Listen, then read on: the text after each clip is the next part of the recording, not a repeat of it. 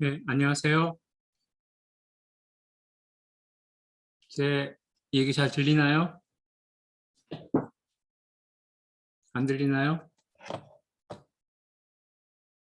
들리죠? 예, 예, 예, 반갑습니다. 오늘 미적분학 2, 이제, 월요일 강의를 시작을 할게요. 여러분들, 강의들을 준비 다 됐나요? 시작해도 되겠어요?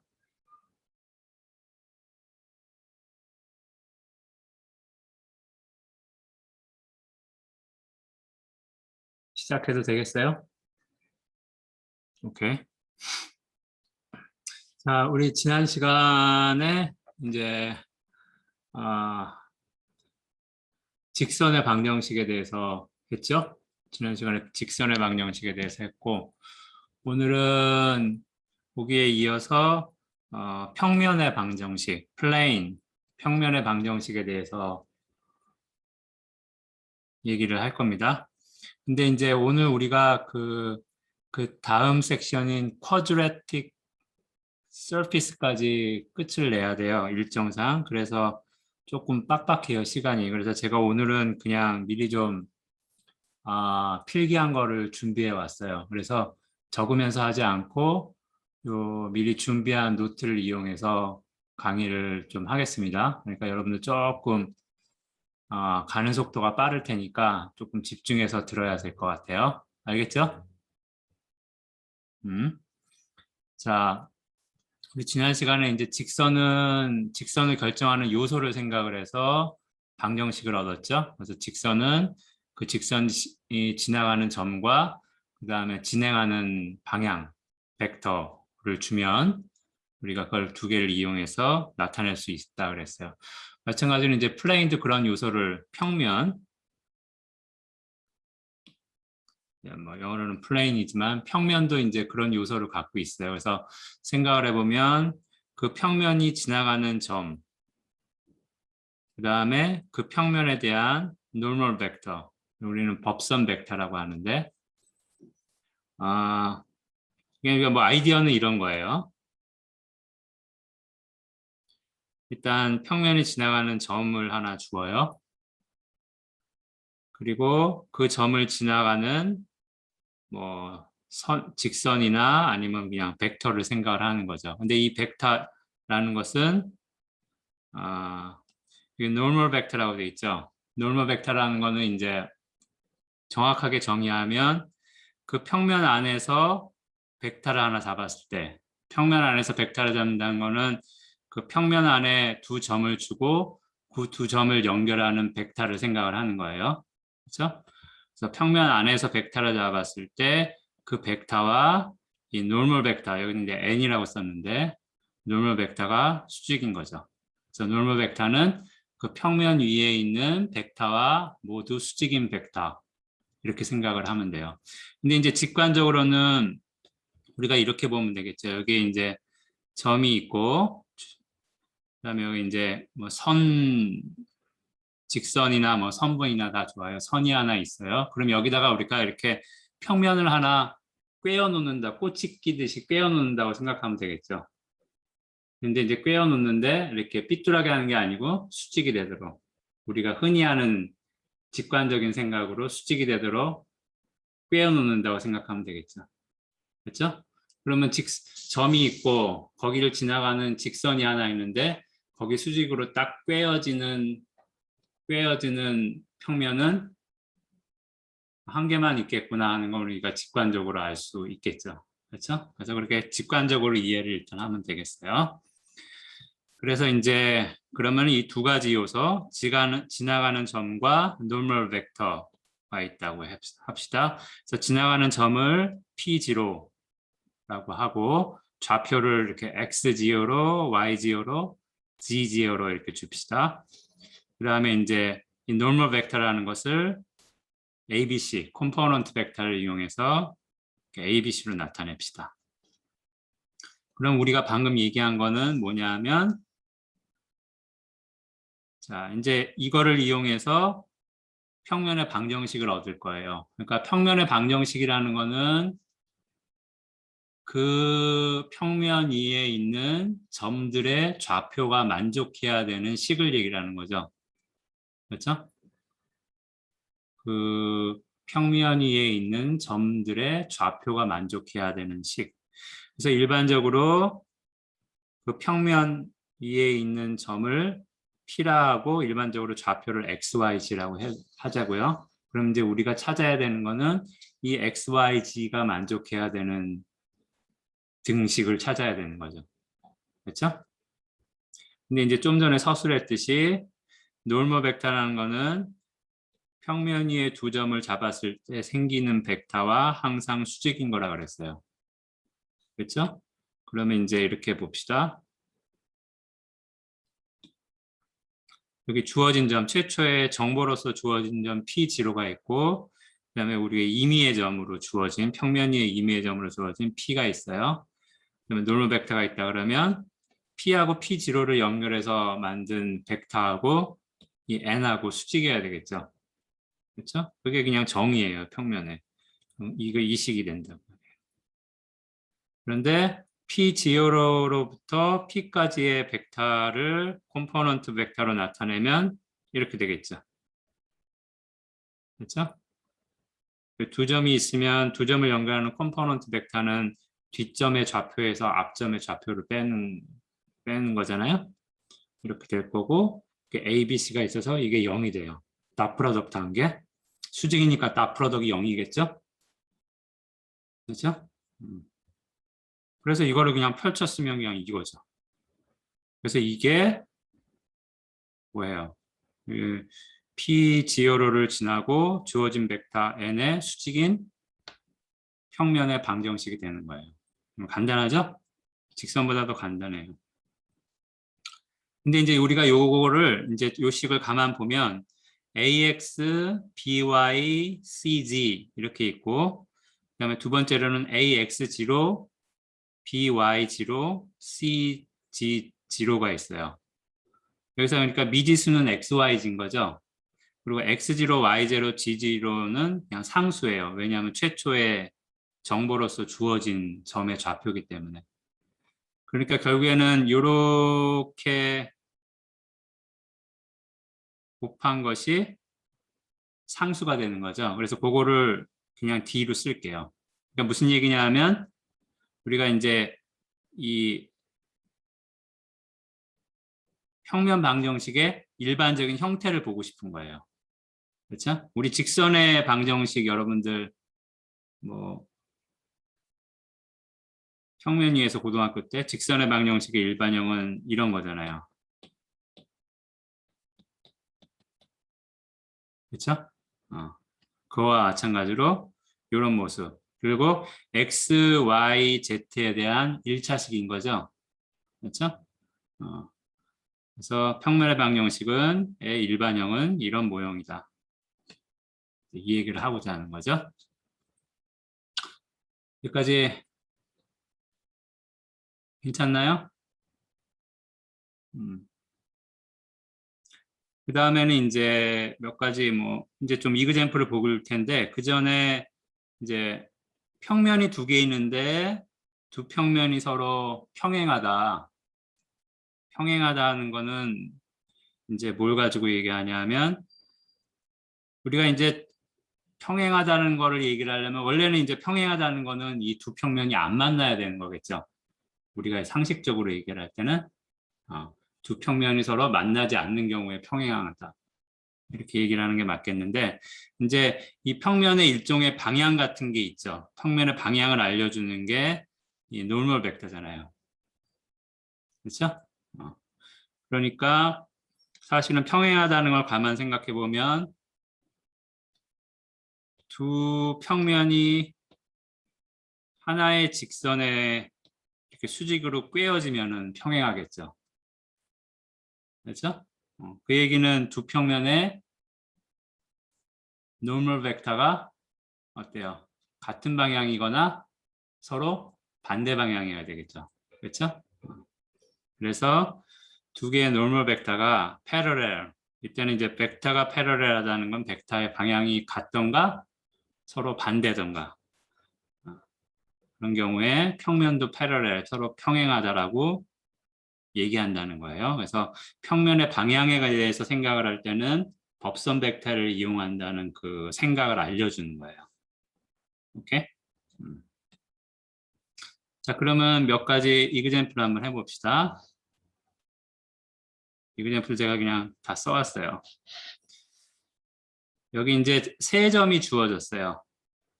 PQR 세 점이 있는데 그 세 점을 지나가는 평면의 방정식을 구하라 이거예요. 그러면은 필요한 정보를 생각을 해야 되겠죠? 필요한 정보는 법선 벡터하고 지나가는 점의 좌표. 지나가는 점의 좌표는 이미 3개나 주었으니까 아무거나 하나 갖다 쓰면 되겠고 그러면 이제 법선 벡터를 생각을 해야 되겠죠. 그렇죠? 근데 이제 가만 생각을 해보면 PQ를 연결하는 벡터가 이 평면 위에 있을 거고 그다음에 PR을 연결하는 벡터가 이 평면 위에 있겠어요. 그럼 우리가 배운 게 두 벡터를 크로스 프로덕트 하면 두 벡터 모두의 수직이라 그랬죠. 그렇죠? 두 벡터 모두의 수직이면 그 평면 위의 다른 벡터에 대해서도 수직이 돼요. 왜냐하면 평면 위의 다른 벡터들은 PQ하고 PR의 이런 조합으로 써줄 수가 있거든요. 그렇죠? 이게 평행이 아닌 두 벡터가 있으면은 평면 위에서 여기 다른 벡터가 하나 있다. 그럼 이거는 이 두 벡터를 연결하는 평행사 변형을 이용해서 이 두 벡터에다 적당히 스켈라 프로덕트 한 것에 합으로 쓰여지죠. 그렇죠? 그러니까 요 무슨 얘기냐면 이 두 벡터에 대해서만 수직이면 평면 위의 다른 벡터에 대해서도 수직이 된다는 걸 우리가 짐작할 수 있어요. 왜냐하면 크로스 프로덕트는 분배 법칙이 되잖아. 그렇지?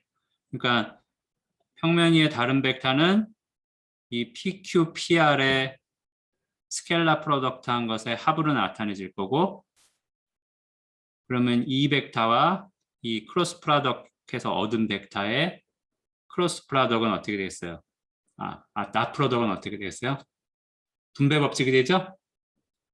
그렇죠? 분배 법칙이 된 거를 생각을 해보면 나중에 전개한 요소들이 다 0이 된다는 걸 알 수 있어요. 그래서 요는 PQPR에 대해서만 수직인 벡터를 얻어내면 되는데 그거는 크로스 프로덕트 이용하면 바로 얻어지죠. 그렇죠? 그래서 크로스 프로덕트를 하자. 그래서 뭐 그냥 공식을 크로스 프로덕트를 외워서 써도 되고 헷갈리는 사람은 이걸 이용한다 그랬죠. 저 행렬식을. 첫 번째 좌표는 이렇게 되면 마이너스 4, 마이너스 2 하면 8. 거기서 마이너스 4를 빼니까 12. 기억해요? 뭐 숙제 했으니까 알겠죠, 이제?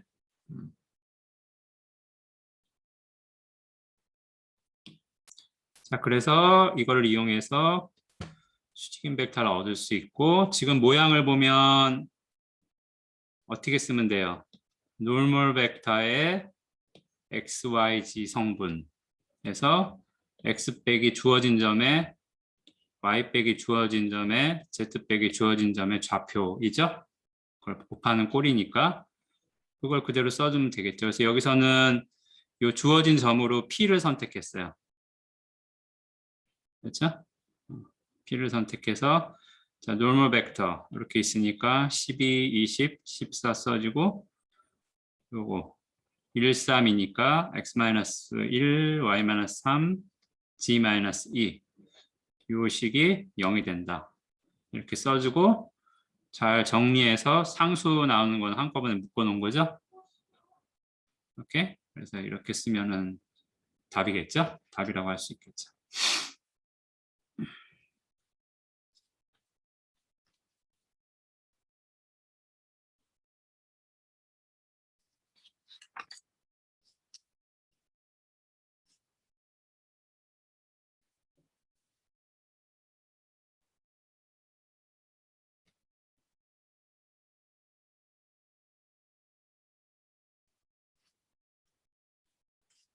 예. 그다음에 예제를 하나 더 볼까요?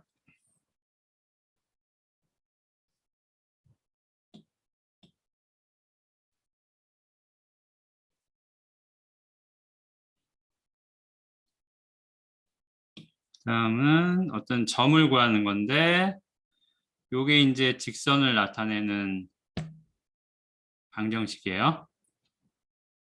그러니까 이거는 벡터 방정식에서 x, y, z, 그렇죠? x, y, z의 좌표를 이 파라미터 매개 변수인 t를 이용해서 쓴 거죠. 그래서 이 직선하고 여기 보면 요 식에 의해서 나타내는 도형은 우리 지금 봤지만 평면일 거예요. 그렇죠? 그러니까 결국에는 직선하고 평면하고 만나는데 그 만나는 점을 구하라는 거예요. 그러면은 각각의 도형은 이 방정식을 만족하는 도형이니까 그것의 교차점은 어때요? 두 방정식 모두를 만족하는 점들이겠죠? 그렇죠? 그러니까 그냥 연립 방정식 푸는 거나 마찬가지예요. 이 방정식 둘 모두를 만족하는 점의 좌표를 구하라는 거죠.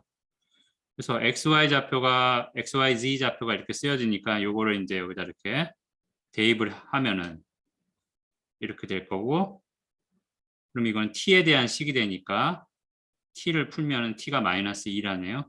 그럼 t 값이 하나 정해지면 점의 좌표가 정해지죠? 그렇죠? 그래서 t 마이너스 2 집어넣었더니 이렇게 점의 좌표가 나왔더라. 그래서 뭐 그렇습니다. 저희가 좀 빨리 갈게요. 뭐 쉬운 거니까. 자, 그 다음에는 요건 좀 봐야 되는데 여기 두 방정식에 의해서 나타내지는 도형이 있어요. 요거는 평면이겠죠? 우리 지금 봤지만 XYZ에 대한 1차식으로 나타내지니까 평면의 방정식이에요. 그러니까 평면이 두 개 있는데 둘 사이에 각도를 구하라는 거예요. 그러면 평면들 간의 각도란 뭐냐 이걸 좀 생각을 해야 될 텐데 일단 이 두 평면을 보면 법선 벡터가 이제 이 식을 보면 바로 여러분들의 법선 벡터가 보이겠죠. 첫 번째 거는 111이에요. 그렇죠? 두 번째 거는 1 마이너스 2, 3이에요. 그러니까 법선 벡터가 서로 평행이 아니란 말이에요. 그렇죠? 그러니까 두 평면이 평행이 아니니까 두 평면은 만난단 말이야. 그렇지? 평면 두 개가 만나면 일치하지 않는 이상 평면 두 개가 만나면 어디서 만나요? 평면 두 개가 만나는 점들을 다 모아놓으면 그냥 직선이 되겠죠. 맞아요? 음. 여러분들에게 비디오는 나중에 올려둘 테니까 계속 제가 올려놓고 있죠, 링크. 이거 녹화해서 그러니까 지금 쓰는 거는 주력하지 말고 설명을 쭉 들어서 여기 무슨 내용이 있는가를 아는 게 먼저 중요해요. 알겠죠? 여기 내가 얘기한 건 다 책에 있는 거야. 뭐 대단한 것도 아니고. 그렇죠? 그러니까 일단 무슨 내용이 있는가를 좀 파악하는 데 신경을 쓰는 게 좋을 것 같아요.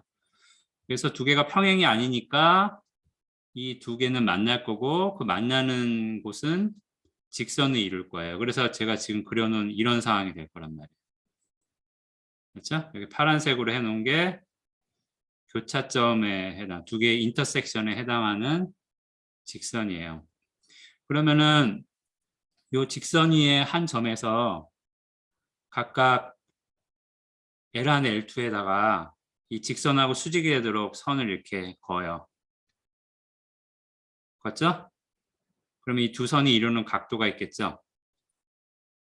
그래서 이 두 선이 이루는 각도를 두 평면의 각도라고 할 거예요. 그렇게 정의를 합니다. 책에서는. 알겠죠? 근데 이제 아이디어하게 보면 이렇게 볼 수 있을 거예요.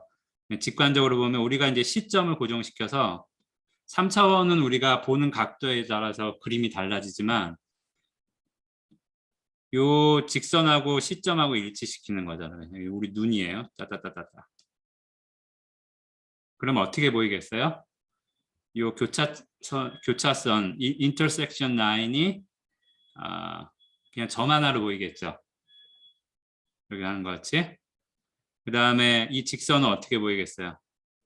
이 평면은 어떻게 보이겠어요? 직선 하나로 보이겠죠? 그 다음에 이것도 직선 하나로 보이겠죠? 그럼 딱 여기서 얘기하는 이 각도라는 게 여기에 해당하는 거죠.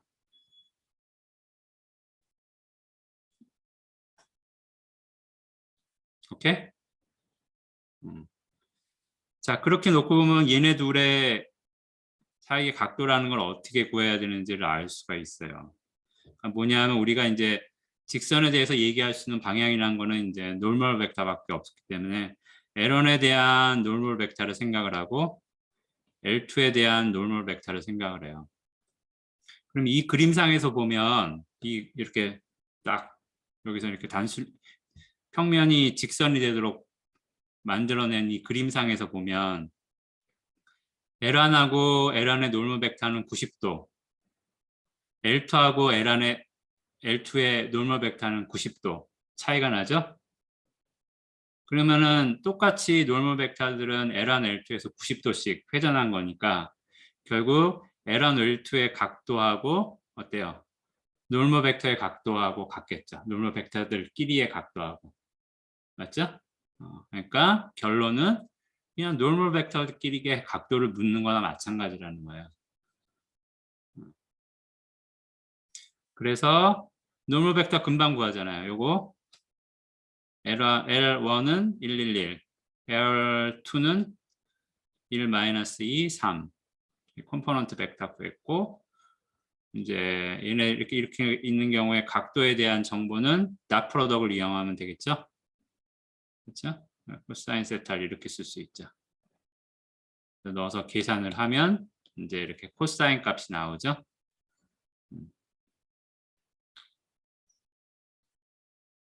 그럼 이제 이 각도라는 거는 사실은 0부터 180도까지만 생각하면 되겠죠. 그렇죠? 코사인이 있으면 코사인이 이렇게 0부터 180도까지 1대1 함수니까 1대1 함수니까 코사인 값을 안다는 거는 각도를 안다는 거랑 같죠. 그렇죠? 다만 그 각도를 구하려면 이제 각도가 뭐 무리수 같은 게 나올 수 있으니까 우리가 정확히 그 각도를 이렇게 숫자나 소수로 쓸 때는 다 쓸 수는 없겠죠. 그래서 이제 책에서는 대략 근사값만 써놨어요. 대략 72도다. 어쨌든 더 정확한 정보는 이 각도의 코사인 값이 요게 된다는 게 더 정확한 정보겠죠. 그 다음에 이제 두 번째 묻고 있는 거는 이 인터섹션 라인, 교차선의 방정식을 구하라. 그렇죠? 그러면 이건 직선의 방정식을 묻고 있는 거니까 지나가는 점을 하나 구해야 될 거고 그 다음에 방향 벡터를 구해야 되겠죠. 그렇죠? 방향 벡터는 쉬워요. 왜? 어떻게 하면 될까? 이 녀석은 L1에도 있고 L2 안에도 있어요. 그렇죠? 교차선은 L1 안에 일단 있으니까 그러면 L1의 노멀 벡터하고 이 교차선하고는 수직일 거예요. 교차선이 L1 안에 있잖아. 그러면 교차선의 방향 벡터가 어때요? 교차선의 방향 벡터는 L1 안에 있는 벡터니까 맞지? 그러면 노멀 벡터하고 수직이겠죠. 결국 이 교차선의 방향 벡터는 L1하고도 수직이고 L2하고도 수직이니까 그러면 그냥 크로스 프로덕트해서 얻으면 되겠죠. 그렇죠? 그래서 크로스 프로덕트 하면은 얻어지는 거고 그러면 점만 하나 구하면 되겠네요.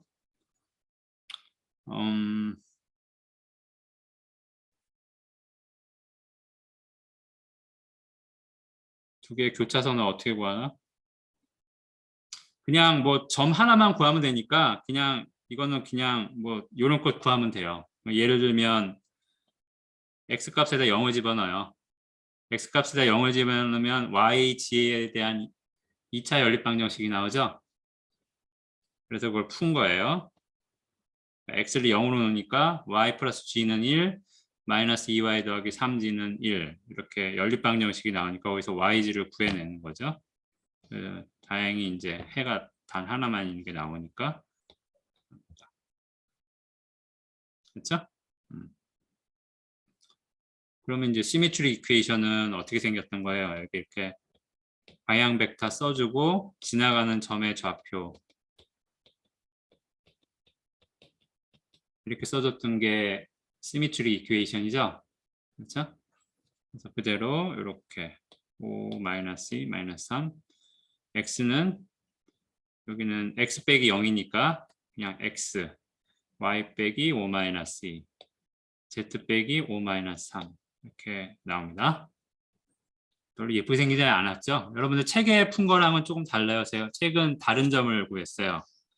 점을 이렇게 좌표가 분수가 안 나오고 정수가 나오게 구했어요. 그러면 더 예뻐 보일 거 아니야. 분자에다가 분수 안 써도 되니까. 그렇게 해도 되고 상관없겠어요. 자, 여기까지 괜찮아요? 뭐 이상하다거나 모호하다거나 이런 게 있으면 N1하고 N2는 어떻게 구했나요? N1 8 여기서 뭐야? 이렇게 그러면 식이 이렇게 생겼지? 이게 방향 벡터 x, y, g의 개수가 방향 벡터네. 맞죠? 여기다가 우리가 물론 이 식이 오른쪽이 0이니까 양변에다가 실수를 더 곱해도 돼요.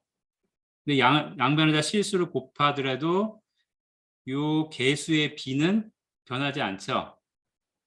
그렇죠? 그러면 그 어떤 방향 벡터에다가 스케일러 프로덕트 하더라도 방향은 뭐 계속 같은 방향이거나 반대 방향이잖아. 그러니까 놀마 벡터가 되는 거는 변함이 없죠? 맞죠? 지훈이 됐어? 어. 또 질문 있어요? 이상한 거 있으면 빨리빨리 물어봐. 괜히 수업 시간에 이상한 걸 남기지 마. 나중에 잘 보면 알겠지. 이런 거 하지 말고. 자, 그럼 넘어갈게요. 내가 2번 안 물을게요, 이제. 자, 그 다음에는 뭐 일종의 이제 응용 같은 건데, 이제 이거를 생각을 해보자고요. 자, 이렇게 평면이 하나 있어요. 그러니까 평면이 하나 있다는 건 평면의 방정식을 하나 주었다는 거죠. 평면이 하나 있고 점이 하나 있어요. 그럼 뭘 구하라는 거야? 뭘 생각하는 거야? 평면이 있고 점이 있는데 그 점으로부터 평면까지의 거리를 구하라는 거예요. 그걸 생각을 할 거예요. 이거 고등학교 때 나오지 않나? 어쨌든 다시 해봅시다. 일단 알아야 되는 게 점으로부터 평면까지의 거리라는 게 뭡니까?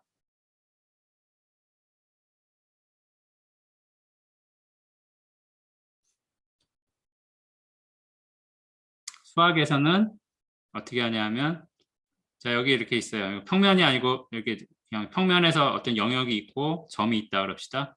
이 점으로부터 이 영역까지의 거리는 수학에서는 어떻게 하냐면 어디로 할까?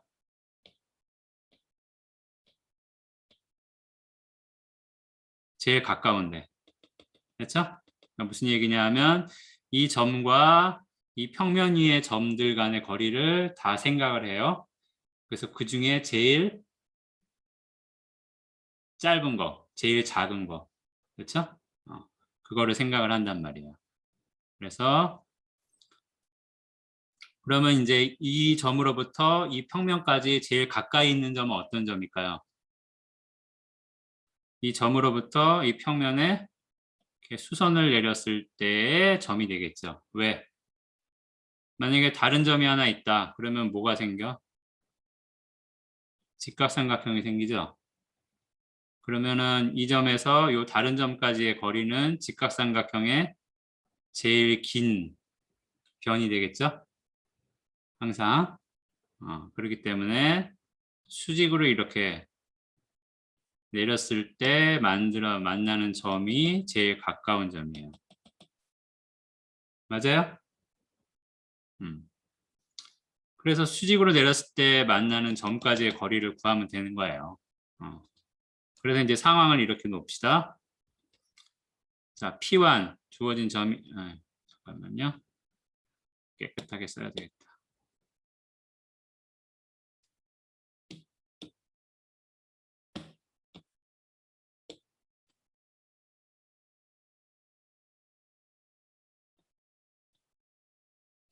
자, 그래서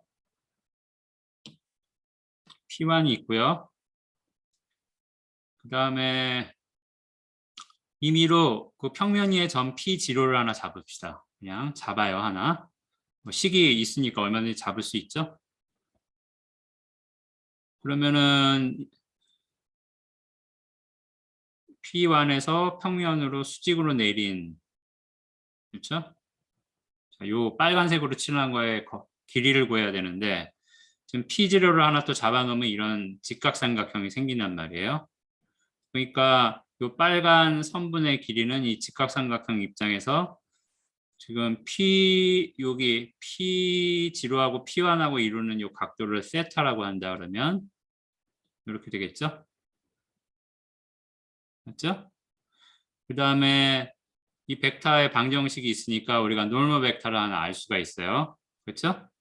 그러면 그 노멀 벡터를 n이라 그러면 n의 크기를 이렇게 분자분모에다 곱해져서 놓고 보자고요.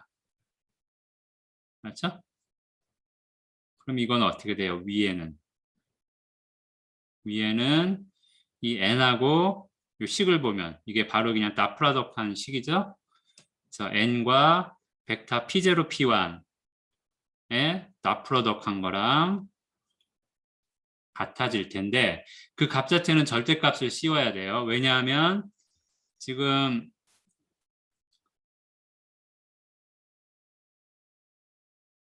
P0, P1은 요 방향이잖아요.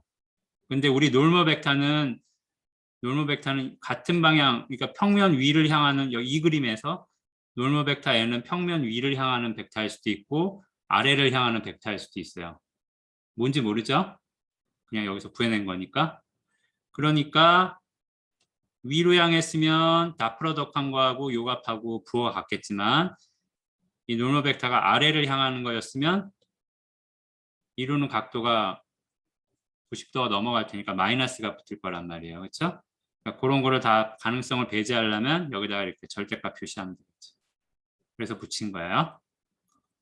자, 그래 놓고 보면 n은 이제 여기 a, b, c겠죠. a, b, c로 n을 사용하면 될 거고 p0, p1은 x1, y1, g1이고 p0는 x0, y0, g0라고 해서 놓읍시다.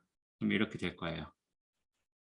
그래서 두 개를 곱하면 분모는 이런 모양, 분자는 이렇게 되겠죠. 여기서 이제 x1, y1, z1 곱해진 부분하고 x0, y0, z0 곱해준 부분을 이제 보면 이 x0, y0, z0는 그 평면 위의 점의 좌표기 때문에 뭘 만족해야 돼?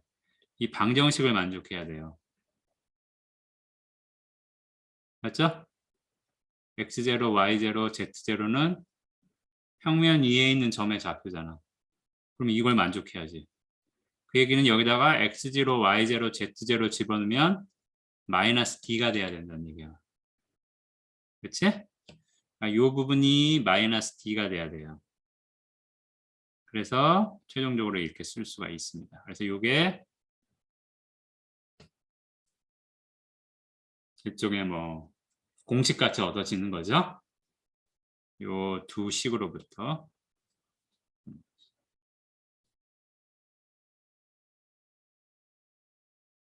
CO 질문.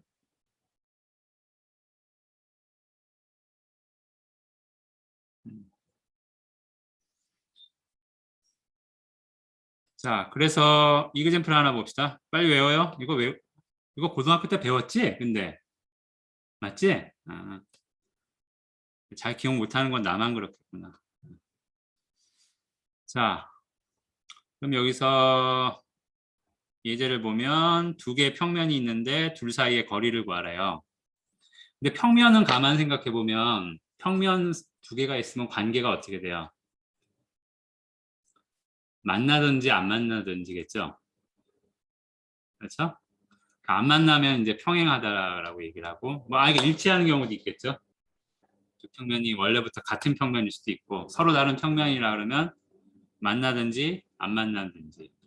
만나면 어떻게 해? 반드시 만나면 한 직선에서 만나겠죠? 맞죠? 안 만나면 평행한 거예요. 근데 얘네 둘을 보면 법선 벡터가 12-1이에요. 또 하나는 5, 1-1이니까 어때요? 비율이 같죠? 그러니까 두 번째 녀석의 법선 벡터에다가 2를 곱하면 첫 번째 녀석의 법선 벡터가 돼요. 그러니까 법선 벡터가 평행한 거예요. 그러니까 이 두 평면은 평행한 평면이에요. 그러니까 평행하니까 어떻게 되겠어요? 그냥 이 평면의 아무 한 점에서 상대방 평면, 예를 들면 이제 L1위의 임의의 한 점에서 L2 위에까지의 거리를 구하면 그게 다른 점에서 이 녀석까지 거리를 구한 거랑 마찬가지죠. 그러니까 어느 점에서 상대방 평면에까지의 거리를 구하든 다 똑같다 이거예요. 포인트는 두 개가 평행하니까. 맞죠? 그래서 그냥 L1위의 한 점, 쉬운 걸로 하죠. L1위에서 한 점, L2위의 한 점, 쉬운 거. 0, 0, 1 하면 되겠네. 그렇죠? 아무래도 0이 들어가면 뭐가 식이 간단해질 거 아니야. 그렇지? 그래서 010이 L2위에 있을 거고, 그래서 010에서 L1까지의 디스턴스를 구하면 되겠네요. 그래서 보면 L1의 법선 벡터가 12-2니까 이렇게 쓸 거고, 12-2하고 010하고 곱하면 되겠죠? 그 다음에 D 값 써주면 되겠죠? D가 이제 이쪽으로 넘겼을 때죠? 여기는 오른쪽에 쓴 건데 우리 이 식에서는 왼쪽으로 넘긴 거죠? 그러니까 마이너스 5를 해가지고 구하면 되겠죠? 오케이. 그냥 아이디어가 중요한 거예요. 계산은 여러분들이 하면 되니까. 그 다음에 두 번째는 직선이 두 개가 있는데 서로 스큐 라인이라고 그랬어요. 앞에서 봤죠? 스큐 라인이라는 거는 만나지도 않고 평행하지도 않은 거. 그러니까 뭐 대략 뭐 이렇게 엇갈려 있는 거, 그렇죠? 엇갈려 있는 거, 그렇죠? 그래서 앞에 아마 예제에서 직선을 방정식 할 때 예제에서 여기 써진 두 개의 직선 L1하고 L2가 서로 스큐 라인이라는 게 증명이 돼 있을 거예요. 그래서 이번에는 이 같은 직선을 가지고 둘 사이의 거리를 구하라는 거네요. 항상 어떤 도형이 있을 때 두 도형 사이의 거리는 뭐 A, B 두 도형이 있다 그러면 A의 점, B의 점 간의 거리를 비교해서 그 중에 제일 작은 거를 취하는 거예요. 그렇죠? 그러니까 이것도 마찬가지로 L1 위의 점하고 L2 위의 점 사이의 거리 중에 가장 작은 거를 취해서 그걸 L1과 L2 사이의 거리라고 하면 되겠죠. 그렇죠? 그러면 여기 제가 그냥 이렇게 좀 직관적으로 문제를 풀도록 그림을 그린다고 그러는데 이렇게 봅시다. 어떻게 바라보느냐의 문제인데 이 L1이 한 점이 되어 보이게 이렇게 바라보자고요. L1이 한 점이 되어 보이게. 그래서 L1이 이렇게 점 하나로 보여요. 그러면 L2는 뭐 어쨌든 뭐 기울어졌든 어떻게든 이 시점에서 보면 직선 하나를 보이는 거겠죠? 평면 위에 놓고 이렇게 그림자를 보면 그렇죠? 근데 어쨌든 중요한 거는 그래서 그냥 그림을 그린 건데 중요한 거는 이 L 안에서 L2로 그러니까 디스턴스에 해당하는 거는 뭐냐면 L1에도 수직이고 L2에도 수직인 선분이 있을 텐데 그 선분의 길이가 둘 사이의 거리가 되겠죠. 왜냐하면 어떤 점을 하나 놓고 직선 하나 놓고 거리를 따져 봅시다. 그럼 어떻게 되겠어요? 이렇게 수직으로 내린 요 선분의 길이가 제일 짧은 길이겠죠? 그렇죠? 그러니까 요 녀석 입장에서는 그런 거예요. 그러면 입장을 바꿔놓고 이쪽에 있는 녀석에서 여기에 가장 이 점까지 가장 짧은 거는 또 이 점 입장에서 여기 제일 가까운 거는 또 여기서 수직으로 내린 거란 말이에요. 그렇죠? 그러니까 서로 입장을 바꿔놓고 보면 두 직선 사이에 두 직선 사이의 점들의 거리 중에 제일 짧은 거는 모두 수직으로 만나는 선분의 길이일 거란 말이에요. 그렇죠? 그래서 그거를 찾는 게 목적인 거예요. 여기서는. 그래서 그게 그런 녀석이라 합시다. 여기 L이라고 쓴 거를 작은 소문자 L이라고 쓴 거를 L1, L2 모두의 수직인 선분이라고 합시다. 그러니까 이런 녀석을 찾는 거죠. 그렇죠? 근데 이제 제가 왼쪽에 있는 그림을 왜 그렸냐면 자, 두 개가 평행하지도 않고 만나지도 않으니까 그러니까 잠깐 요 그림에서 보면 이제 보이는 거라서 한 거예요. 지금 보면 여기 오른쪽에 그린 것 같이 L1을 포함하는 평면. 근데 L1을 포함하는데 우리가 찾고자 하는 요 선분 L의 수직인 그러니까 L1을 포함하면서 요 선분 L의 수직인 평면이 있을 거고 보이죠? 어떻게 잡아야 될지 이렇게 이 그림에서 그렇죠? 그 다음에 마찬가지로 요 선분 L의 수직이고 평면 L2 직선 L2를 포함하는 또 평면이 있을 거고 그것도 여기서는 보이죠? 이 그림에서는 그래서 일부러 그려놓은 거예요. 요는 두 개의 평면 N1과 N2가 존재하는데 각각 L1과 L2를 포함하고 여기 있는 요 선분 L하고 수직인 그 평면이 있을 거다. 근데 이제 이 녀석은 둘 다 공통적으로 L의 수직이니까 평행한 평면일 거예요. 그렇죠? 그러면은 이 선분 L의 길이라는 거는 결국 N1과 N2 사이의 거리가 되겠죠. 그렇죠?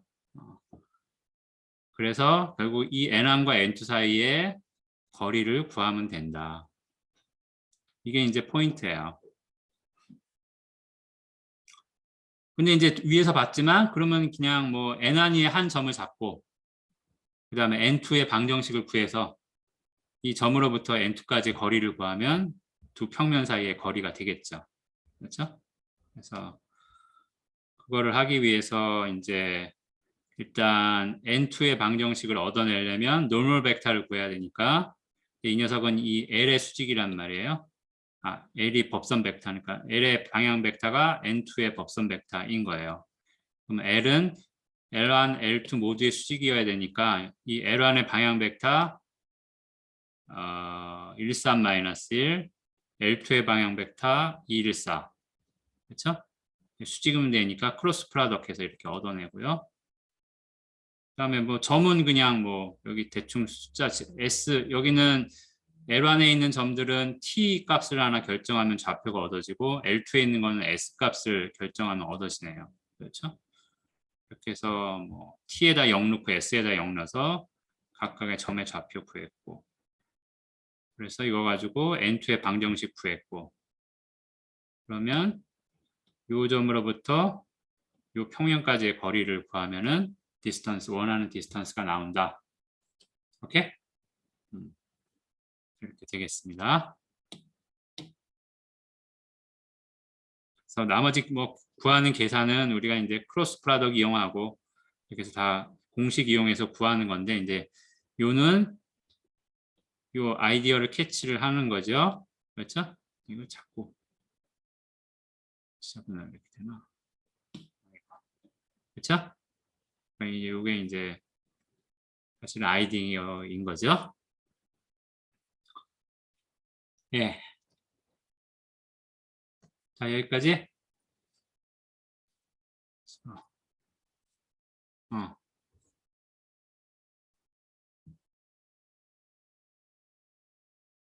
그래서 아, 그럼 했군요, 다. 자, 여기까지 질문이 있어요? 내가 안 써가면서 이렇게 팍팍 던져놓고서 하니까 약간 따라오기가 처음에 힘들죠? 어, 그래서 수학 강의할 때는 뭐 공대 강의는 프레젠테이션 띄워놓고 하는데 수학 강의는 보통 그냥 칠판에 써가면서 해요. 그래서 뭐 수식이든 뭐든 갑자기 팍팍 던져놓으면 빨리 머리에 접수가 안 되기 때문에 이렇게 하는데 오늘은 워낙 시간이 빡빡해서 이 파일을 이용해서 이렇게 하는 겁니다. 자, 넘어가도 될까요? 반응 없으면 넘어갈게요. 자, 이렇게 해서 이제 12.4가 12.5가 끝났고요. 그 다음에 이제 그 다음 섹션, 실린더와 쿼드래틱 서피스에 대해서 얘기를 하겠습니다.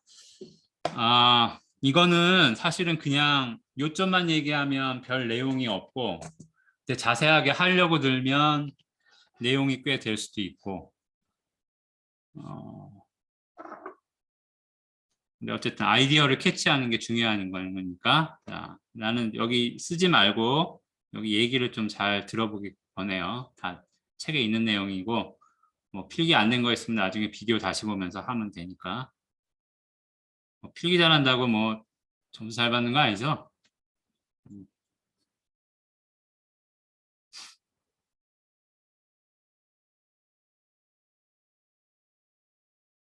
대학교 오면 대부분의 공부는 사실은 여러분들이 하는 거예요. 왜냐하면 어, 이 무슨 어떤 분야의 지식이나 내용이라는 게 무슨 16주에 맞게 조상님들이 만든 것도 아니고, 그렇죠? 원래대로 있는데 그걸 16주 안에 가리키라는 거예요. 그러니까 당연하게 또 여러분들의 어떤 관심이나 어떤 뭐 그런 거에 따라 다르겠지만 여러분들 공부할 내용이 많은 거예요. 고등학교 때나 중학교 때 초중고는 정해진 학기에 맞춰서 교과 과정이 만들어진 거고 대학이라는 거의 과목은 뭐 교육부에서 만든 게 아니잖아요. 그래서 이 정도 내용 알아야 되는데 이거 한 학기 강의로 하자.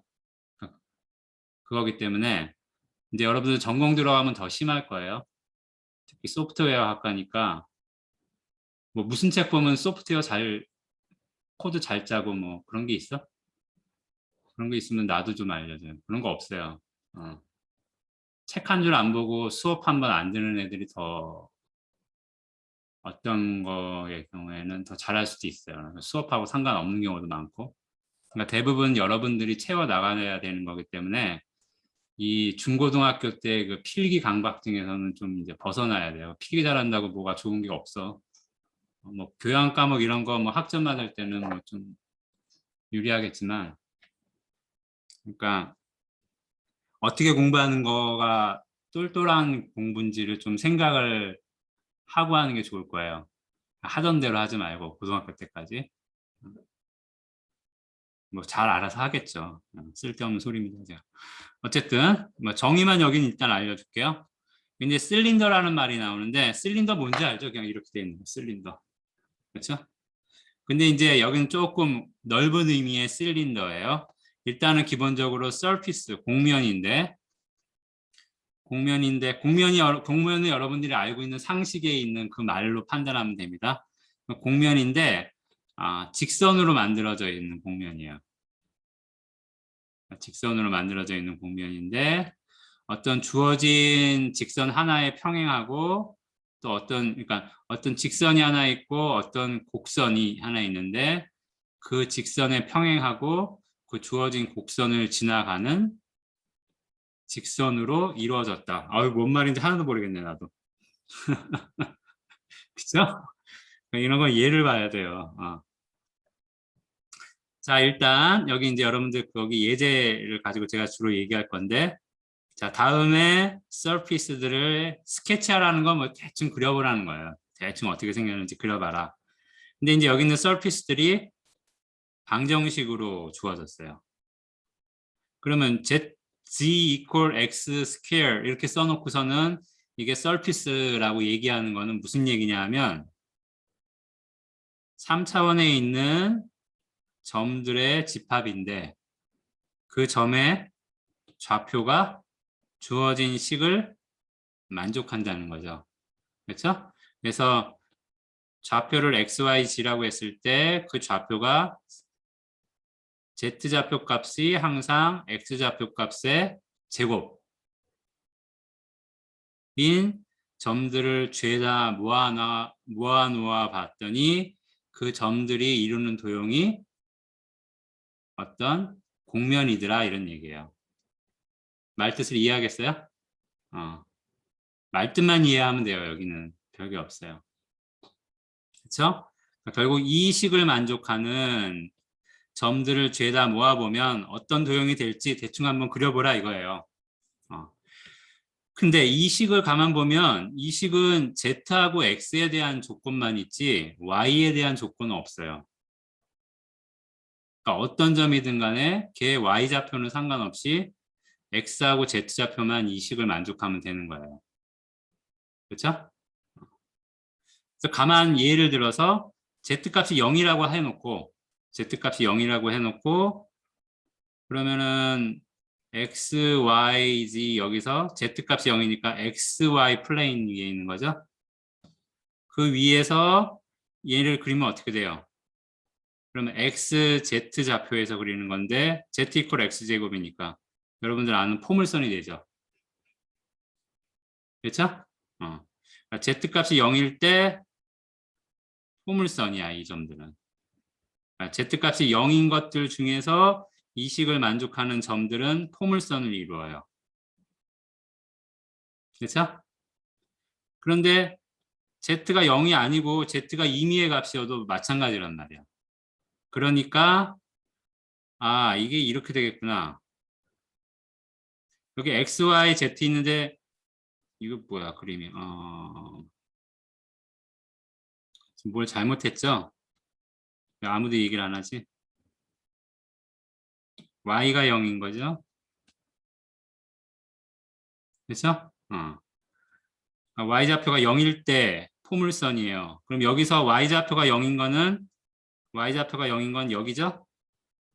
XZ 축을 포함하는 평면, XZ 평면 위에서 포물선을 이루는 거예요. 물론 이제 이 그림하고 이 그림은 좌우가 바뀌었어요. X가 여기서는 이쪽을 향하고 있지만 여기 3차원 그림에서는 이렇게 해놨죠? 뭐 헷갈려 하지 마세요. 그런데 가만 보니까 어때요?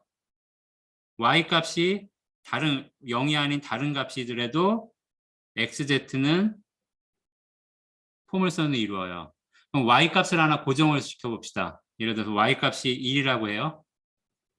그럼 Y 값이 1인 점들은 뭐예요? 여기도 어떤 이런 평면을 하나 만들겠죠? Y 값이 1인 점들을 다 모아놓으면 3차원에서 어떤 평면이 될 거 아니야. 맞죠?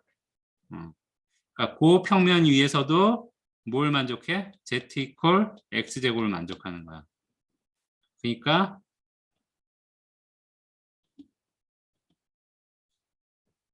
무슨 얘기예요? 결국 이 Z 이퀄 X제곱 모양의 포물선을 Y축을 따라서 평행 이동하듯이 쓱 긁고 지나가면 되는 거죠. 그렇죠? 그러면 그 자취가 만들어내는 공면이 이 녀석일 거라고. 그렇죠? 근데 이제 이게 여기 위에 있는 정의하고 어떻게 상관이 있냐? 어, 이렇게 보면 돼요. 여기 일단 직선이 하나 있죠? 그리고 나머지 직선, 이 평면을, 이 공면을 이루는 나머지 직선들은 이거랑 평행이에요. 그러니까 이렇게 생각하면 되겠죠. 그냥 이거 하나 잡읍시다. 이렇게. 요 직선을 생각을 합시다. 그럼 나머지 여기 또 직선들이 있죠? 죄다 평행하죠? 그렇죠? 이렇게. 내가 몇 개만 그렸지만 무수히 많은 직선들이 그럼 얘네들이 이렇게 이렇게 돼 있는 거죠. 그러니까 뭘 따라가요?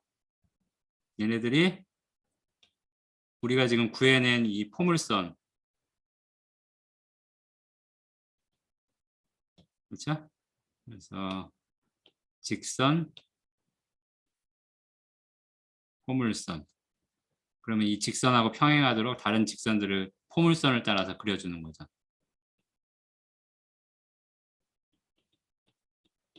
그렇죠? 그러면 이제 여기는 도형이 되는 거예요. 알겠어요? 그래서 여기 있는 이 곡선에 해당하는 것이 포물선이죠. 포물선은 영어로 파라볼라라고 불러요. 그래서 이 파라볼라, 포물선의 자치를 직선을 따라가면서 평행한 직선들을 따라가면서 움직여서 만들어낸 실린더다. 그래서 parabolic cylinder 이렇게 부르는 겁니다. 알겠죠? 그 다음에 요거를 보면 이제 우리 하던 요령들 보면 금방 알 수 있는 게 Z값은 상관없구나. 그렇죠? 그러면 Z값을 고정시키면 예를 들어 Z 이퀄 0이라 그러면 그런 3차원에서 XYZ 평면에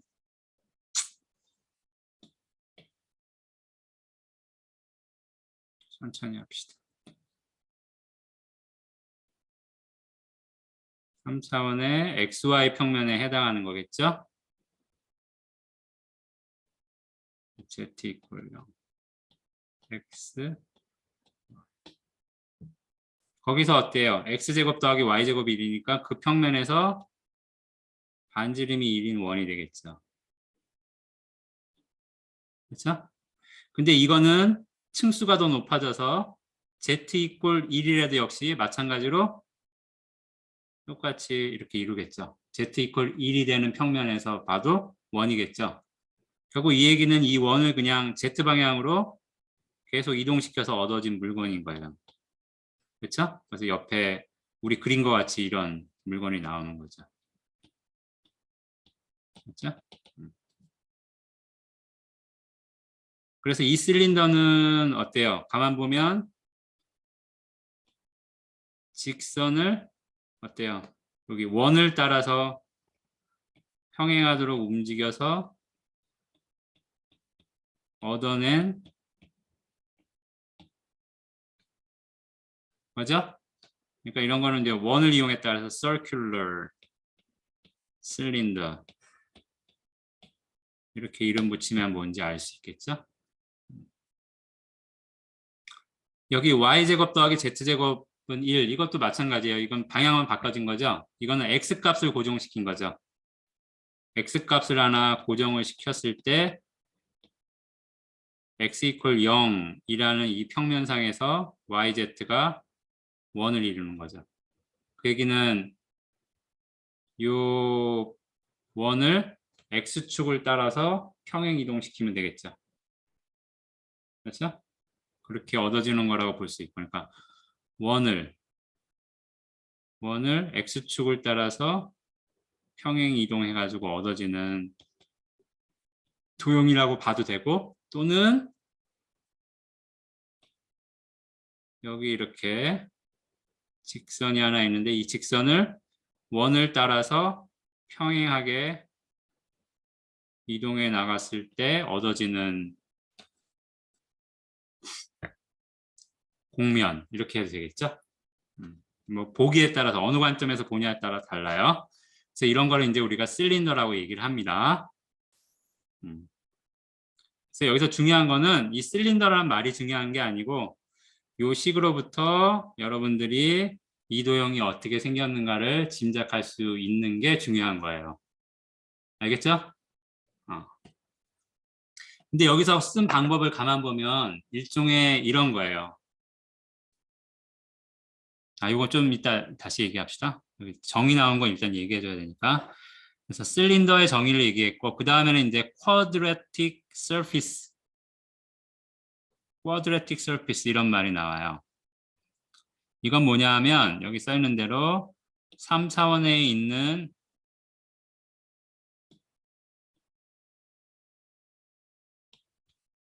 자, 3차원에 있는 점들의 모임인데 앞에서 얘기한 것 같이 그 녀석들의 좌표 XYZ 좌표가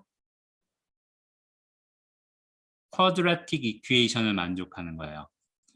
여러분들 쿼드라틱이라는 게 무슨 뜻인지 짐작해요? 쿼드라틱이 무슨 뜻이에요? 쿼드라틱은 2라는 얘기예요. 그러니까 우리 앞에서 그 직선의 방정식이나 아니면은 평면의 방정식을 보면 평면의 방정식을 보면 XYZ에 대한 1차식이었죠. 거기서 차수가 1이었어. 그렇죠? 최고 차수가. 쿼드라틱이라는 거는 2차식을 얘기하는 거예요. 그래서 이 점들의 좌표를 XYZ라고 했을 때 그 녀석이 만족하는 방정식이 XYZ에 대한 2차 방정식을 만족한다는 뜻이에요. 알겠어요? 그게 이제 쿼드라틱 서피스예요. 그래서 XYZ에 대한 2차 방정식은 일반적으로 쓰면 이렇게 되겠죠. 여기서 2차식이 돼야 되니까 뭐 A가 0일 수도 있고 B가 0일 수도 있고 C가 0일 수도 있어요. 근데 2차식이 돼야 되는데 A, B, C가 모두 0이면 그러면 2차식이 아니에요. X, Y, YZ까지 다 포함하나? 그건 아니에요. 그러니까 만약에 A, B, C, D, E, F까지 다 0이면 어떻게 돼요? 여기가 다 날아가니까 1차식이네요. 그렇죠? 이 앞에 중에 하나는 있어야지 2차식이 되겠죠? 차수에 대해서 여러분들 알죠? 그래서 이제 일반적으로 쿼드라틱 XYZ에 대한 쿼드라틱 이퀘이션은 이렇게 쓸 수 있어요. 그래서 2차식을 만족하는 점들을 그려봤더니 공면을 이루더라. 그래서 걔네들을 쿼드라틱 서피스라고 이름을 준 겁니다. 오케이? 그래서 이제 뭐 여기도 말이 중요한 게 아니고 자, 그럼 이런 2차식이 주어졌는데 이 2차식이 실제로는 공면을 이루는데 그 공면이 어떻게 생겼는지 한번 짐작해 봐라 이거예요. 그래서 여기서 그러면 이제 짐작을 그냥 보고서는 짐작하기 어려우니까 여기서 이제 쓸 어떤 생각하는 방법이 필요하겠죠? 근데 이미 앞에서 얘기했어요. 앞에서 우리가 했던 게 뭐예요? 좌표값 하나를 고정했었죠? 그렇죠? 좌표값 하나를 고정시키면 예를 들어서 z 이퀄 0 이렇게 하면 어때요? z 이퀄 0인 점들을 모아놓으면 평면이 하나 나오죠? 그러면 z 이퀄 0일 때 주어진 공면이 z 이퀄 0인 주어진 공면 위의 점들 중에 z 이퀄 0인 게 얼마냐를 본 거였어요. 그건 마치 이런 거랑 같아요. 그러니까 어떤 입체가 이렇게 있는데 그 입체하고 요 평면하고 교차선을 보는 거나 마찬가지예요. 그렇죠? 여러분들 뭐 병원 가면은 CT 촬영하잖아. 단층 촬영. 단층 촬영이란 게 뭐야? 이렇게 쭉 어떤 뭐 환자든 뭐든 대상물이 있으면은 쭉 이동해 가면서 단면을 보는 거죠. 그렇죠? 그거랑 마찬가지로 평면과 주어진 입체의 교차선을 보면 어떻게 돼요? 그 교차선들을 다시 쌓아 올려가면 그 입체가 어떻게 생겼는지 짐작할 수 있죠? 그렇죠? 그래서 그런 아이디어예요. 그래서 XY, Z축에 평행한 평면들과의 교차선을 보자. 이게 아이디어고 그 교차선을 책에서는 trace라고 얘기를 하고 있어요. 그래서 일단 이렇게 써봅시다. 이 식을 Z값을 오른쪽으로 넘겨서 이렇게 놔둬봅시다. 그럼 왼쪽은 제곱식이니까 오른쪽도 반드시 0보다 크거나 같아야 되죠. 그 얘기는 Z값에 제한이 있다는 얘기예요. Z값이 마이너스 2부터 2까지. 그래서 Z값을 2부터 해서 마이너스 2까지 변해가면서 나오는 곡선이 어떤 건가를 보는 거죠. 그래서 z가 만약에 2면은 오른쪽이 0이 되죠. 그러면은 어떻게 돼요?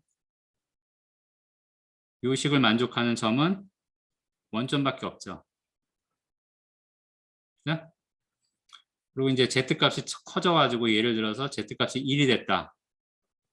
뭐 다 z값을 다 해볼 수는 없으니까 몇 개 찍어서 해보는 거지. z값이 1이 됐다.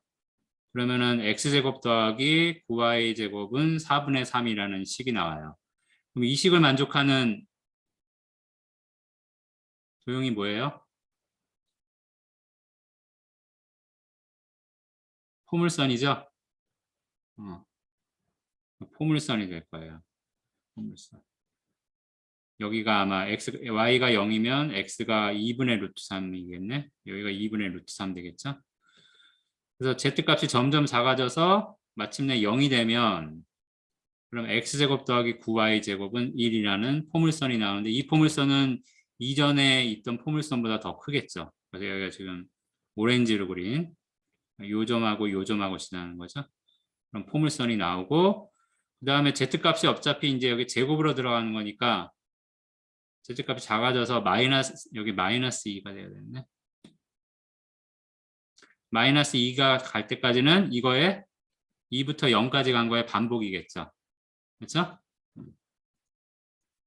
아, 그러니까 z가 2일 때는 점 하나였다가 z값이 작아지면은 점점 포물선이 커지는 거구나. 그러다가 z가 0이 되면 제일 큰 포물선이 됐다가 z값이 더 이제 마이너스로 바뀌면 또 다시 작은 포물선으로 바뀌어가지고 끝에는 점 하나로 줄어드는구나. 이렇게 알 수가 있죠. 그래서 여기 보면 이렇게 되는 거죠. z값이니까 z값이 2면은 여기죠? 요거. 그다음에 z값 그다음에 이제 포물선이 점점 조금씩 커지기 시작해서 아 이거 아닌데 이거 자꾸 내가 색깔을 칠하냐. 네. 이럴 때는 점 하나. z값이 작아지면 포물선이 점점 커져서 z값 작아지면 높이가 낮아질 거 아니에요. 그래서 높이가 내려오면서 포물선이 점점 커져가지고 z가 0이 되면 가장 큰 포물선이 돼요. 그 다음에 z가 마이너스가 되면 다시 포물선이 작아져요. 그렇죠? 그러다 나중에 z가 마이너스 2가 되면 점이 되어버리는 거죠. 그래서 이거는 포물선을 이렇게 쌓아 올려서 만든 입체인 거예요. 알겠어요? 근데 이 짓을 다른 녀석에 대해서도 똑같이 할 수 있겠죠. 다른 x의 좌표를 고정하든 y의 좌표를 고정하든.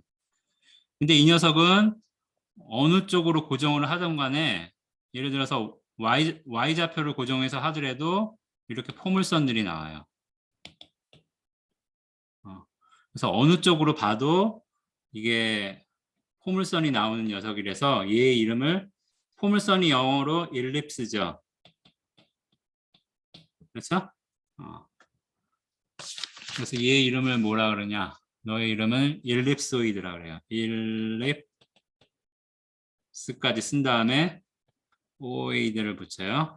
오이드를 붙이면 이거는 이제 입체라는 뜻이에요.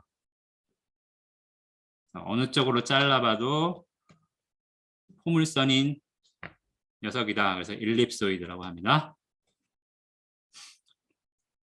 이번에는 조금 다르게 생긴 거를 봅시다. 마찬가지로 빨리 볼게요. 이제 뭐 할 얘기 다 했으니까. 이번에는 식이 이렇게 생겼어요. 그래서 이걸 z값을 가지고 해볼게요. 그러면 z가 4면 이게 이제 z값은 제한이 없어요. 얘는 z값 제한이 없어요. 근데 그냥 중간에 적당히 잘라서 몇 개 넣어보는 거예요. 그러면 z가 4면 식이 이렇게 돼요. 이건 뭐예요? 쌍곡선이죠. x 쪽이 마이너스니까 이렇게 돼 있는 쌍곡선이. z값이 더 작아지면 역시 쌍곡선인데 조금 더 이 폭이 좁아지죠. 이렇게. 그래서 z값이 계속 작아지면 이 포물선들이 쌍곡선들이 점점 이렇게 작아져요. 그래서 마침내 Z가 0이 되면 요식이 돼버리죠.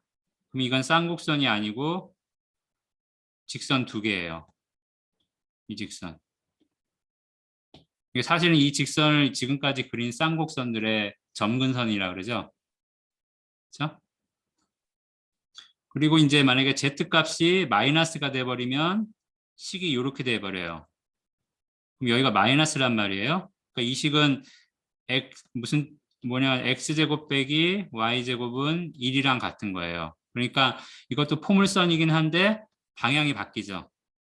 그렇죠? 그래서 이렇게 돼버려요. 이렇게.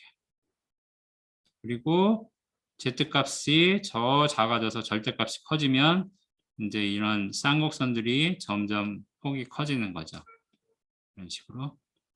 그래서 계속 Z값이 한없이 작아지면 계속 쌍곡선들이 이렇게 있는 거죠.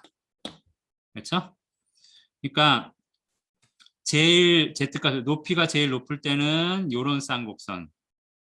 Z값이 작아지면 쌍곡선이 점점 줄다가 직선이 돼버리고 Z값이 작아져서 이제 Z값이 마이너스로 해서 높이가 작아지면 쌍곡선의 방향이 바뀌면서 계속 이런 쌍곡선이 나오는 거죠. 그렇죠? 그래서 요 그림을 얘기를 하는 거네요. 요거는 3개밖에 안 그렸죠? 저는 한 뭐 100개 그렸는데.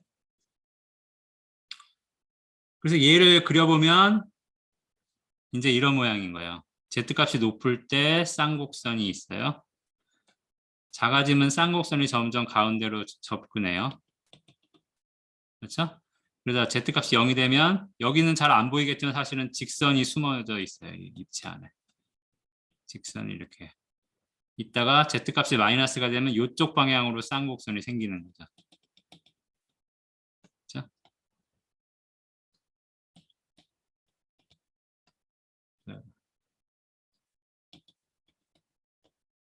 이렇게. 그리고 이제 여기 책에서는 다른 쪽도 잘라봤어요. 그러니까 X값을 고정해서 자르기도 하고 Y값을 고정해서 자르기도 하고. 그래서 X값을 고정해서 잘랐을 때는 포물선이 나오고요. Y값을 고정해서 잘랐을 때도 포물선이 나와요. 왜냐하면 식이 이렇게 생겼으니까 Z 이퀄 뭐 X제곱, Z 이퀄 Y제곱이니까. 그러니까 이제 요거는 Z 방향으로 해서 보면은 쌍곡선들이 연속으로 있는 거고 XY 축 방향으로 해서 보면은 포물선들이 있는 거예요. 그래서 이름이 얘가 뭐 둘 다 나오죠. 자, 쌍곡선은 쌍곡선 영어로 하이퍼볼라라고 그래요. 그렇죠? 그리고 포물선은 영어로 패러볼라라고 그러니까 두 개를 적당히 어울러서 하이퍼볼릭 패러볼로이드 이런 식으로 이름을 붙입니다. 잘라보면 쌍곡선도 나오고 포물선도 나오는 입체 이런 뜻이죠. 근데 이제 요거는 좀 특별한 녀석인데 특히 요 원점에 해당하는 거를 우리가 이제 새들 포인트라고 불러요. 새들 포인트. 왜 그러냐면 이 원점 근처에서 모양을 보면 오른쪽이랑 왼쪽이랑 같은 모양이에요. 오른쪽은 좀 이렇게 더 깎아내서 그린 건데 보면 어떻게 되냐면 자 이렇게 보면 아래로 볼록 그다음에 이쪽 시점에서 보면 위로 볼록 그렇죠? 아래로 볼록하기도 하고 시점을 달리하면 위로 볼록 그렇죠? 그러니까 이거의 그림을 보면 이게 뭐같이 생겼냐면 말 한 장 같이 생겼잖아요. 말 한 장이 앞뒤로는 이렇게 돼 있고 좌우로는 이렇게 돼 있죠. 그렇죠? 말 한 장 같이 생겼다. 그래서 새들이라 그래요. 이렇게 생긴 거를. 그리고 여기 키가 되는 이 중심점을 새들 포인트라고 부릅니다. 그래서 요거는 여러분들이 앞으로 뭐 딴 거 하더라도 자주 보게 될 가능성이 있어요. 45분인데 제가 시간 조금만 더 쓸게요. 자, 그래서 이제 이런 식으로 여러 가지 요 모양에서 그렇죠? 요 모양에서 어떤 게 0이고 어떤 게 0이 아니고 요 개수들이 플러스냐 마이너스냐 지금 본 것 같이 그런 거에 따라서 여러 가지 모양의 서피스들이 나와요. 그래서 그거를 여기 이제 대충 정리를 해 놓은 거예요. 표에 여러분들 책에 있어요.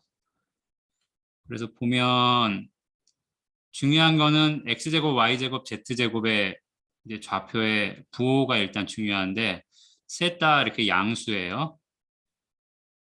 그러면은 이거는 이제 예를 들어서 여기서 x, y, z 중에 어떤 거를 상수로 집어넣든지 간에 일립스가 나와요. 그게 뭐야?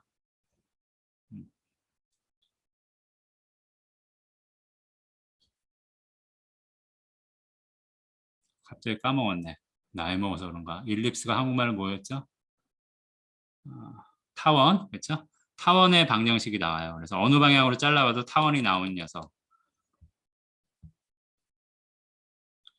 얘는 뭐 이렇게 보면 x를 상수로 고정시키면 z 이퀄 y 제곱 모양이니까 포물선이죠? 그렇죠? 근데 이제 z 값을 만약에 고정시키면 z 값은 0보다 커야 되겠어요. 오른쪽 왼쪽이 양수니까 z 값을 고정시키면 타원이죠. 그래서 엘립틱 파라볼로이드. 이거 같은 경우는 뭐 하이퍼볼로이드니까 포물선이 나오는 거예요. 포물선이 어느 방향으로 봐도 포물선이 나온다. 모양별로 이렇게 이름을 붙여서 돼 있는 거니까 여러분들이 이 이름을 이해하려면 x, y, z에다가 각각 상수를 집어넣어서 어떤 곡선이 나오는가를 보면 됩니다. 알겠죠? 자, 근데 여기서는 보면 다 x, y, z에 대한 제곱식이에요. 물론 이제 z 이퀄도 있지만 기본적으로 제곱식 모양이에요. 그렇죠? 그러면 앞에 일반형을 다 얘기하는 게 아니잖아. 근데 가만 생각해 보면 예를 들어서 자, 이런 식이 주어졌다 그럽시다. 이 식은 위에 있는 거랑 모양이 아니에요. 그렇죠? 얘는 x좌표도 x항도 있고 y항도 있고 막 이래요. 그렇죠? 얘를 가만 생각을 해보면 얘를 요렇게 여기를 완전 제곱 여기 x제곱하고 마이너스 6x가 있으니까 합쳐서 완전 제곱식을 만들어요. 그렇죠? 그럼 요거 해결됐고 그다음에 여기 2z제곱 그대로 쓰고 그다음에 y항을 넘겨서 이렇게 씁시다. 그러니까 요거를 보면 이게 y 빼기 1 이렇게 되죠. 그러면 이 녀석은 요식 이 만들어내는 입체를 어떻게 하면 되겠어요? x방향으로 3만큼 그렇죠? y방향으로 1만큼 평행 이동시키면 되겠죠. 그냥 입체가 있는데 x방향으로 3, y방향으로 1 만큼 이동시킨 거예요. 그럼 얻어지겠죠? 맞아요? 그러니까 이거는 그냥 이렇게 x, y, z 방향으로 평행 이동시킨 거니까 이 둘은 위치는 다를지언정 모양은 같겠죠. 그렇죠? 모양이 같으니까 그러면 이런 모양인 게 뭔가를 찾아보면 한쪽에 1차씩 넘겨서 제곱 있는 게 뭐예요? 요거죠. 그렇죠? 하나는 1차씩 넘겨서 제곱 있으니까 이거는 일립틱 파라볼로이드구나. 알 수 있죠. 그러니까 모양이 이렇게 있더라도 요거를 만약에 x, y, z 뭐 이런 게 있으면은 이거 자꾸 완전 제곱식으로 바꾸는 거예요. 일단 요 녀석은 완전 제곱식 안에 들어가도록 바꾸는 거예요. 그렇게 놓고 보면 이제 볼 수가 있어요. 근데 이제 사실은 이 모양을 바꾸지 않는 변형이 평행 이동만 있는 게 아니고 회전 이동 같은 것도 있을 수 있잖아요. 그렇죠? 회전 이동 같은 것도 있을 수 있고 뭐 그래요. 그래서 그런 것들을 하면 이제 여기서는 뭐 XY, YG, GX 이런 게 안 보이지만 실제로 회전 이동 같은 거를 한다든지 뭐 이러면은 이제 항이 XY 항이나 YG 항이나 GX 항 같은 것들이 나올 수도 있어요. 그래서 뭐 그건 나중에 여러분들이 뭐 더 배우게 되면 필요하면 나오겠지. 오케이. 자, 그래서 시간이 좀 넘었지만 오늘은 여기까지 이렇게 합니다. 그래서 특히 12.6에서는 예제나 연습 문제가 있으면 그림을 한번 꼭 그려보세요. 몇 번 해보면 감이 와요. 알겠죠? 그래서 그 식을 보면 2차 식을 보면 이게 대략 어떻게 생긴 도형인지 파악이 되면 앞으로 뭐 계속 공부하기에 좋겠죠? 오케이? 자, 혹시 질문 있나요?